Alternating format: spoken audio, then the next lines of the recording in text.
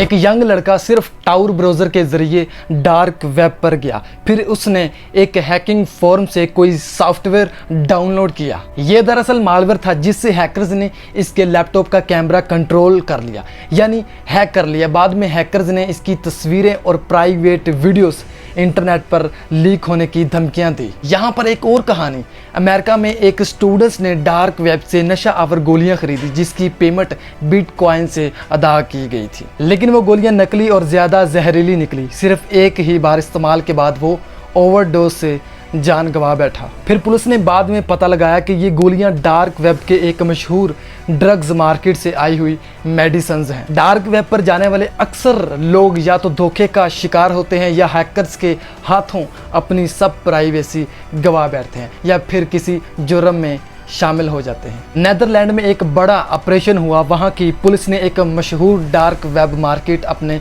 कब्जे में ले ली। पुलिस ने तकरीबन एक माह गुमनाम तरीके से यूज़ की, यानी डार्क वेब खुद चलाई। इस टाइम पुलिस डीलर्स और ख़रीदारों की सब खुफिया इंफॉर्मेशन इकट्ठी करते रहे और बाद में कई दूसरी गैरकानूनी मार्केटें और जुर्म करने वालों के नेटवर्क तोड़ दिए गए। डार्क वेब की मार्केटें ज़्यादातर क्रिप्टो करेंसी पर चलती हैं।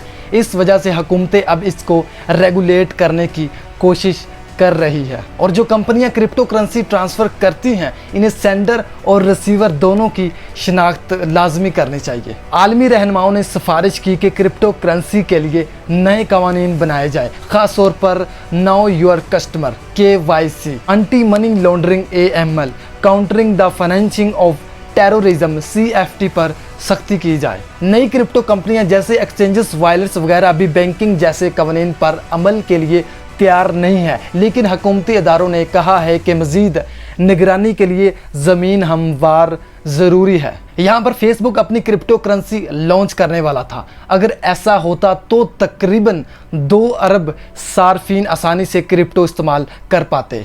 हुकूमतें सिर्फ ये मार्केटें बंद नहीं कर रही बल्कि अब क्रिप्टो करेंसी पर कानून बना रही हैं ताकि मनी लॉन्ड्रिंग, दहशतगर्दी की फंडिंग और डार्क वेब के इलीगल बिजनेस को रोका जा सके।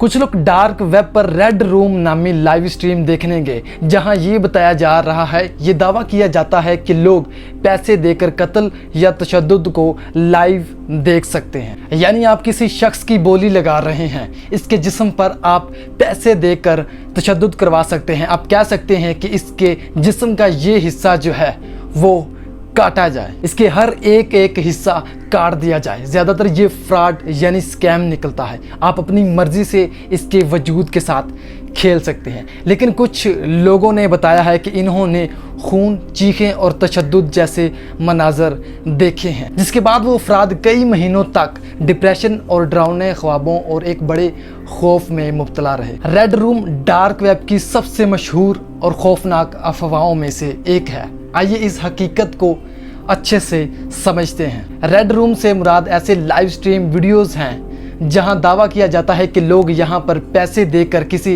इंसान पर तशद्दुद या कत्ल को आसानी से देख सकते हैं। यहाँ पर जो लोग पैसे देकर एक जिस्म के साथ जुल्म का निशाना बनाते हैं, पैसे देकर इंसान की चीखों का मज़ा लेते हैं और अपनी मर्ज़ी से इंसान के जिस्म का हर पार्ट कटवाने का दम रखते हैं। ये ज़्यादातर इंतहाई खूनी, गैर इंसानी और गैर कानून बताए जाते हैं।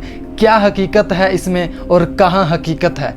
ज़्यादातर धोखा, स्कैम है बहुत बड़ा, बिगेस्ट। डार्क वेब पर कई सारी वेबसाइट्स अपने आप को रेड रूम कहती हैं, लेकिन रियलिटी में वो सिर्फ पैसा छापने की एक स्कीम है। कोई भी रियल लाइव शो नहीं होता। दुनिया भर में खुफिया एजेंसियां और पुलिस डार्क वेब पर बाकायदा नज़र रखती हैं।